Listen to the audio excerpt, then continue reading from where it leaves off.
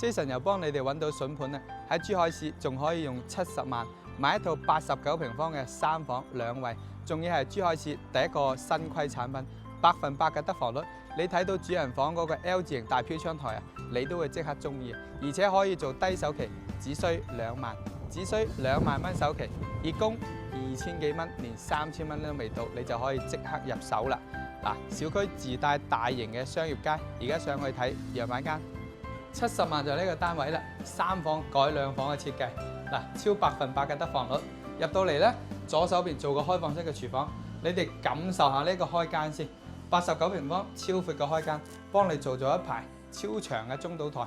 過翻嚟係飯廳區域，客廳咧而家咧就利用咗一個客房，變成咗呢個超大嘅橫廳。當然咧，你居住人數如果多嘅情況下咧，可以保留客房嘅。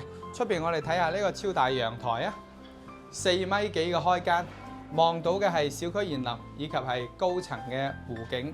入去睇下休息區先，呢度係精裝修交付嘅。過翻嚟呢，就係佢嘅公共嘅洗手間，我哋感受下啦。做咗個長形嘅佈局啊，3房2廁嘅設計。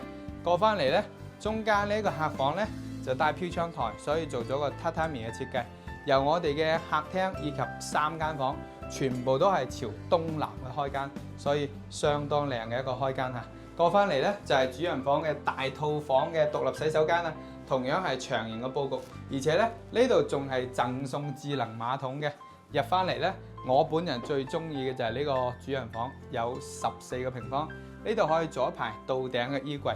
過翻嚟呢，呢個 L 字型嘅玻璃窗。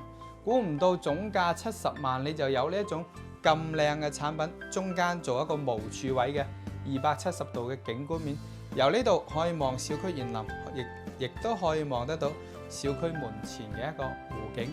喺珠海市，你再亦都揾唔到總價，只需要70萬，首期僅2萬，月供2000幾蚊，3000蚊未到。有學區，自帶一個大型商業嘅樓盤。重要嘅就係我哋亦都有港澳直達車，每日2班往返香港荃灣以及係太子。真實樓盤得返20幾套嘅平價低首期房，有興趣嘅評論區666 Jason 私發俾你。